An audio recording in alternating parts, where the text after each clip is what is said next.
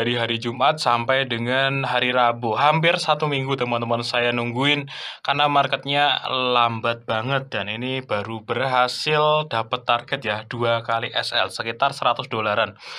Aduh, ini agak lama teman-teman, tapi ini worth it. Dan ini teman-teman, catatan pentingnya adalah tanda-tanda akan terjadinya perubahan tren dari. Oke teman-teman semuanya, buat teman-teman yang nggak bisa trading tapi pengen profit dari dunia trading, teman-teman bisa manfaatkan fitur copy trading dari broker XM. Jadi teman-teman login aja ke akun XM teman-teman, lalu lihat di sebelah kiri, klik menu copy trading. Nah, di sini teman-teman bisa lihat para trader yang menyediakan akun master copy tradingnya. Di sini teman-teman bisa ikuti ataupun follow untuk salah satu master strategi copy trading yang ada di sini.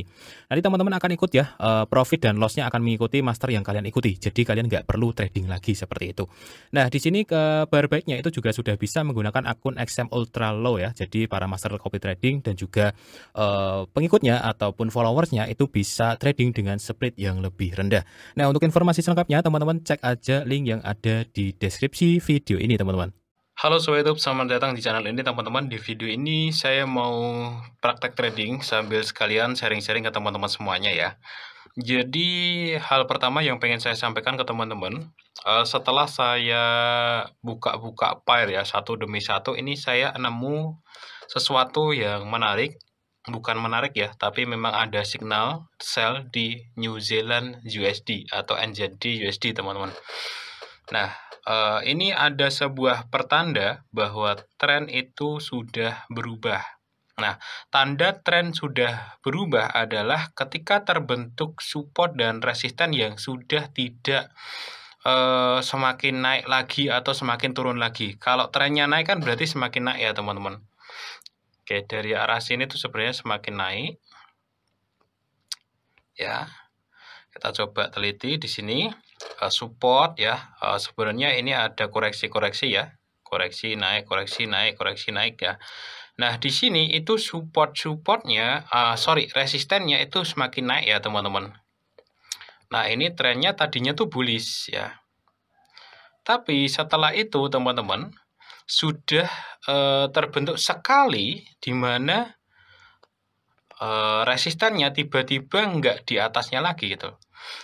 Ya, paham maksud saya? Ini kan resistennya makin naik, makin naik, makin naik ya. Tiba-tiba berubah trennya. Nah, ini biasanya kalau orang-orang pinter, orang-orang SMC ya, itu nyebutnya sebagai COC ya, Change atau Change of Character. Sebenarnya perubahan tren gitu aja simpelnya.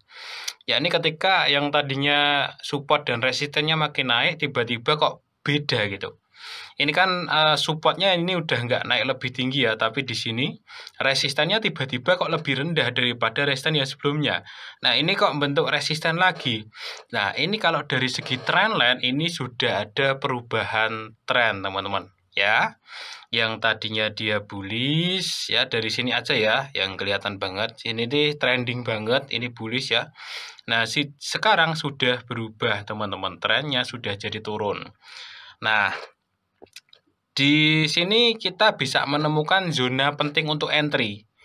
Nah, kalau trennya turun, kita fokus ke sell aja, teman-teman. Sebenarnya fokus ke buy juga bisa di bawah-bawah sini ya. Nyari peluang buy lagi, cuman lebih enak kalau trennya sudah turun, kita fokus ke sell. Nah, kebetulan sekarang itu masuk di zona penting. Kita masuk di teknik. Tekniknya adalah zona penting ya. Plus pola candlestick, di mana di sini sudah ada shooting star, sebelahnya buka turun.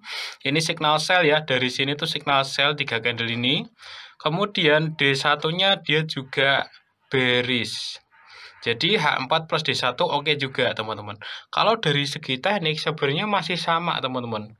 Yakni menunggu di zona penting dan terbentuk pola candlestick di situ. Zona penting plus pola candlestick, pakainya time frame H4 plus D1. Masih sama terus untuk caranya teman-teman. Cuman hari ini contohnya ya, saya kan kalau nyontohin ya apa yang ada di market yang saya temuin gitu saya bahas ya. Contohnya ini cukup bagus ya untuk dipahami sebagai perubahan tren teman-teman. Yang tadinya dia bullish ya, trennya berubah jadi bearish. Jadi teman-teman kalau bicara mengenai trendline ya. Kalian memang harus jeli, harus teliti teman-teman ya. Apakah trennya itu naik, turun, itu harus benar-benar teliti. Dan zona penting tuh benar-benar juga ketelitian.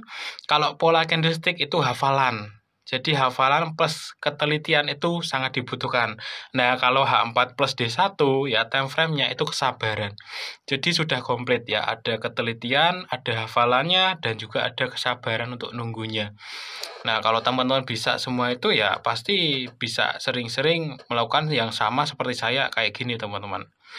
Oke, yang terakhir adalah manajemen resiko. Ini SL-nya cukup jelas ya, SL-nya cukup saya taruh di atas ini aja. Nah, 6.000 6.085 ya. Oke. SL-nya sebenarnya ini ideal, nggak begitu jauh juga. Nah, di situ teman-teman. Jadi kalau dia nge-break ke atas ya udah, ini tren yang ini nggak jadi gitu ya, atau false atau salah. Tapi kan sementara kita ikutin dulu ya teman-teman. Oke deh, saya skip dulu ya teman-teman ya. Ini adalah hari Jumat ya, tanggalnya abain aja, jamnya adalah 9:30 pagi. Nanti kita akan lihat apakah profit atau kena stop loss ya. Karena dalam tradingan saya bulan ini, khususnya ini saya praktek di bulan April, itu baru kena stop loss untuk akun ini baru sekali ya. Entry sudah berkali-kali. Apakah ini waktunya kena stop loss saya juga nggak tahu. Nanti saya upload juga. Ataukah ini bakalan profit atau stop loss kayak gitu. Oke ya, tak skip dulu teman-teman karena saya juga nggak tahu ini bakalan diupload kapan, jadi tanggalnya abain aja. Intinya saya praktek tuh hari Jumat 9:30 pagi kayak gitu. Oke teman-teman semuanya, kemarin saya entry hari Jumat dan sekarang hari Rabu. Jadi dari hari Jumat sampai dengan hari Rabu, hampir 1 minggu teman-teman saya nungguin karena marketnya lambat banget dan ini baru berhasil dapat target ya 2 kali SL sekitar 100 dolaran. Aduh, ini agak lama teman-teman, tapi ini worth it. Dan ini teman-teman, catatan pentingnya adalah tanda-tanda akan terjadinya perubahan tren dari naik menjadi mulai terkoreksi. Tanda-tandanya ini ya, teman-teman bisa ingat baik-baik. Tanda-tandanya adalah ketika support dan resistennya tidak lagi semakin naik. Oke, jadi ini ya support dan resistennya ya. Ini kan resistennya naik naik naik ya, naik naik naik ke puncak gunung ya. Nah, di sini kan juga naik naik naik ya. Ini dari sini kan trennya berarti bullish teman-teman, ya nggak? Bullish ya, tapi tiba-tiba bentuk resisten baru di sini gitu. Ya, drop. Ini resisten baru ya, di mana resistennya nggak lagi naik naik naik tapi tiba-tiba kok di bawahnya. Ini hati-hati ya, hati-hati dan perlu kita lirik teman-teman ya, perlu kita lirik bahwa akan ada koreksi gitu teman-teman ya, gitu ya. Jadi ada perubahan ketika ada penjualan gede kok di bawahnya dijual lagi gitu. Berarti kan ada perubahan. Sampai di sini masuk di logika ya teman-teman. Nah, kebetulan di sini retest sekali ya, bentuk resisten lagi di situ. Nah, ini trennya kan sudah berubah teman-teman. Ya. Trennya kan sudah berubah. Nah, kemarin saya ngambilnya di sini ya. Ini masuknya di zona penting. Zona resisten, pola candlestick-nya ini, signalnya sell di sini. Oke, jadi ini masih sama tekniknya ya. Apa itu namanya dengan teknik-teknik saya yang sebelumnya. Ya, ini memadukan antara zona penting plus pola candlestick, time frame-nya H4 plus D1.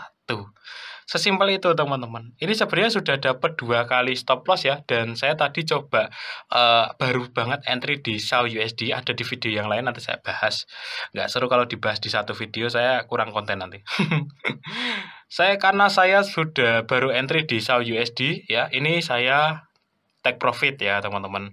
Karena ada momentum yang lebih bagus ya, lebih menjanjikan, ini sudah profit. Jadi peluru saya yang ini saya tarik mundur ya, kondisi profit ya. Tinggal peluru yang satunya nanti tak apa itu namanya tak pertahankan seperti itu. Waduh, udah nggak nyampe 100 ya bro, 97 dolar, tapi nggak apa-apa lah, bismillah.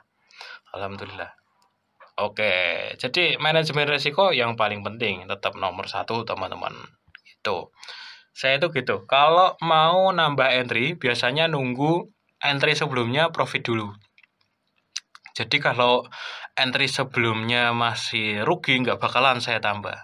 Apapun yang terjadi, teman-teman. Jadi cukup satu akun tuh satu lot aja, satu posisi, gitu. Biar kita tradingnya juga tenang, gitu. Semakin kita serakah, semakin kita overload, ya trading kita nggak bakalan tenang, itu memicu tindakan-tindakan yang nggak perlu, teman-teman. Ngubah posisi, ya nambah-nambah entry, akhirnya kacau, teman-teman. Jadi kita satu plan aja dulu. Satu plan ya, misalkan NZD USD kita analisa baik-baik ya, kita ambil posisi, kita batasin ruginya, itu santai, teman-teman. Jadi dengan modal dan lot ideal tuh santai banget trading itu. Bahkan kalaupun loss pun kita lossnya juga cuma sedikit ya kalau rugi. Dan yang paling penting itu akun kita awet, teman-teman. Kalau akun kita awet, nanti kapan-kapan, besok, lusa, minggu depan kita dapat momentum bagus. Itu pelajaran pentingnya. Yang penting akun kita awet dulu deh. Ya untuk yang masih pemula. Kalau untuk yang masih sering profit banyak, tahu-tahu margin call, ya pelajaran kalian sebenarnya bukan masalah teknik. Pelajaran kalian adalah yang penting akunnya awet dulu. 1 tahun nggak margin call, nggak deposit, itu udah bagus. Meskipun akun kalian cuma berkembang katakanlah 20%, nggak, atau bahkan dalam 1 tahun tuh berkurang 50%, tapi kalian sudah nggak margin call lagi, itu bagus. Tinggal dimatengin tekniknya. Karena yang pertama itu, teman-teman, bisa bikin akun awet dulu. Yang kedua baru matengin tekniknya. Ya kalau belajar teknik sebagus apapun, kalau kalian nggak bisa bikin akun kalian awet, ya percuma juga, teman-teman. Oke, malah ngobrol kemana-mana. Nanti tak lanjut lagi di video yang lain ya, teman-teman.